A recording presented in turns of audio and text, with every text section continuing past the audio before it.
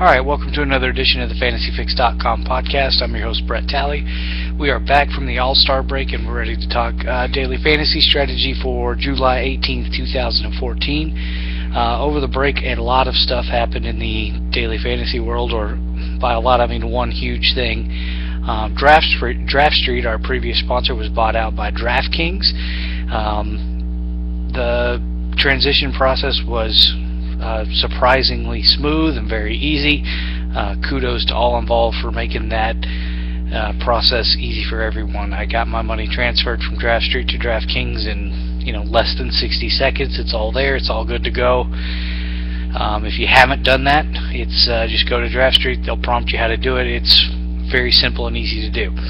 So we're back, ready to talk about essentially the same game. Things are a little bit different on DraftKings, and quickly I just want to highlight a few of the differences. The biggest one is probably the roster construction. On Draft Street you had, 9 hitting slots and 3 pitching slots. Here we have 8 hitter slots and 2 pitcher slots. It's just catcher first, second, third, short, and 3 outfield, no util.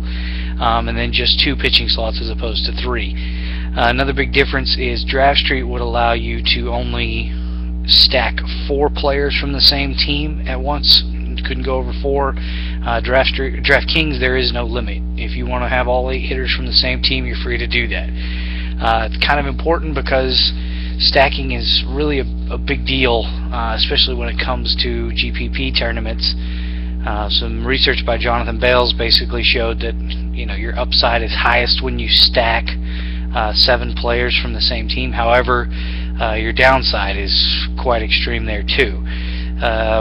Draft Street, it sort of worked out because Bales found that you had a decent upside at 4, and it also meant you actually had less downside at 4 than you would with 3, 2, 1 or nobody stacked from the same team. So 4 was kind of a good number, and I think it probably still is a good idea to stick around 4 in DraftKings tournaments, just because it's got upside, but it's not wild. It's not going to be as volatile as going 5, 6, 7 man stacks.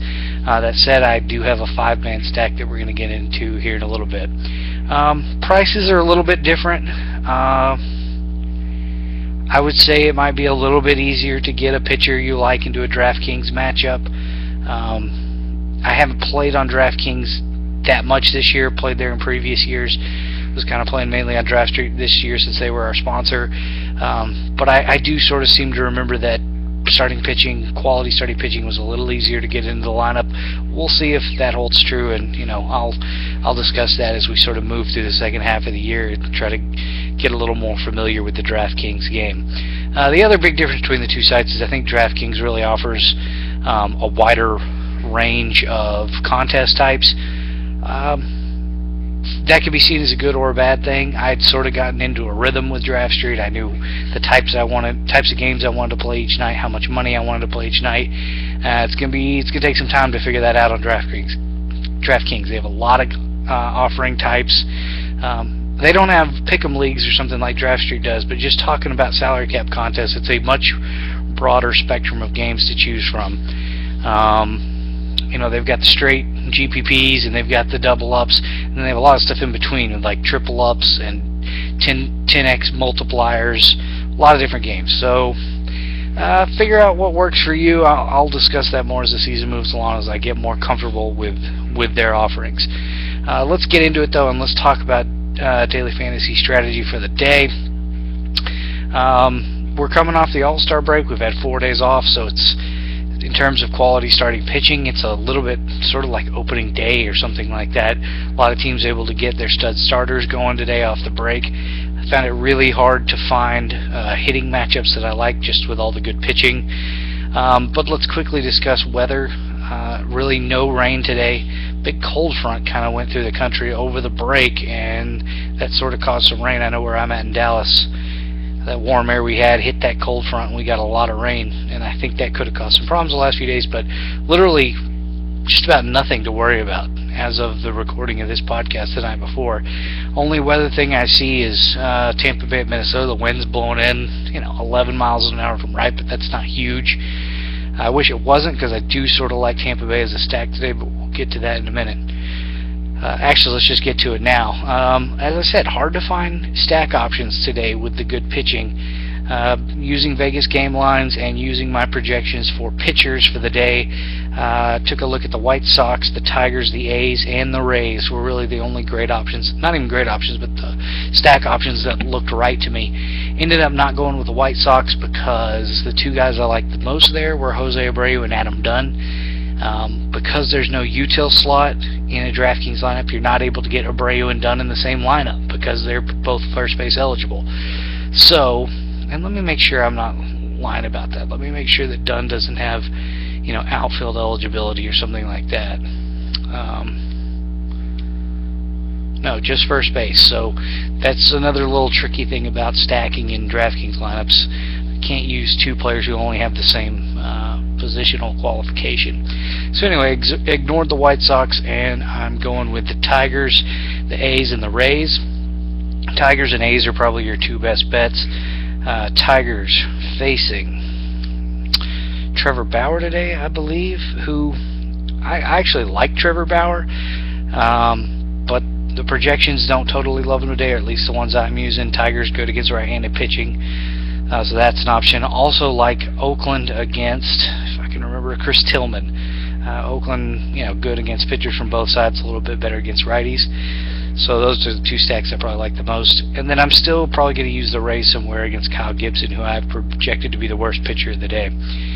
The stacks I'd use there for the Tigers, anywhere from 9 through 4 in their lineup: Rajai Davis, Austin Jackson, Ian Kinsler, Miguel Cabrera, J.D. Martinez, all decent options.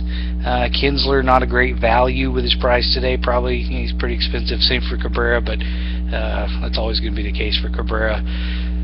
So I don't know. Some combination of those 5 players could work. A's I've also got 5 there.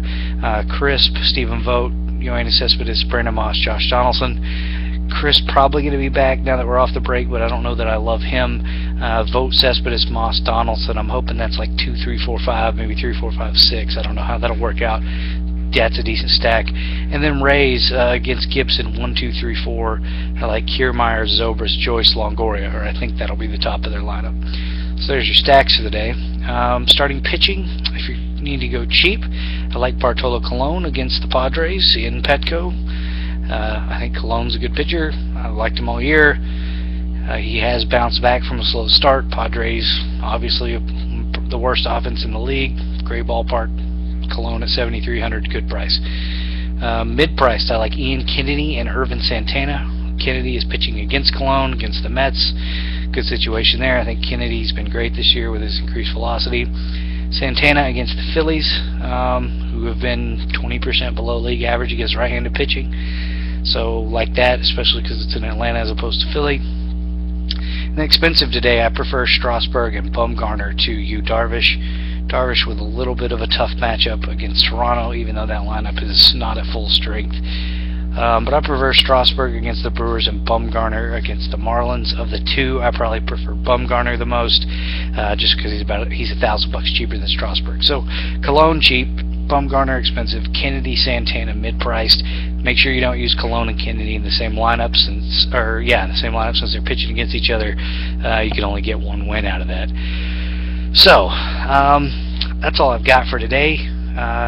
Go sign up for DraftKings, move your money over if you haven't already, and let's try to win some money in the second half. Good luck tomorrow, and I'll be back next week with another podcast.